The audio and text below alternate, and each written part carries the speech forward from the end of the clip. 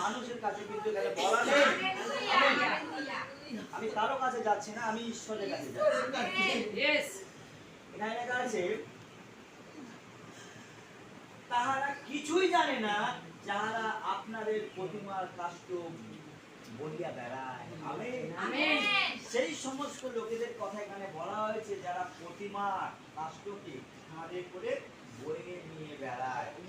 বুঝতে পেরেছো?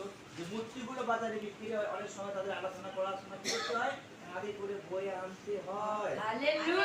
আবার তাদেরকে আরাধনা করার পর কাঁধে করে নিয়ে তাদেরকে বিসর্জন করতে হয়। ঠিক আছে? বলছে যারা এমন দেবতার কাছে প্রার্থনা করে যে পরিত্রাণ করিতে পারে না। আসলে এই সমস্ত যাদের কাঁধে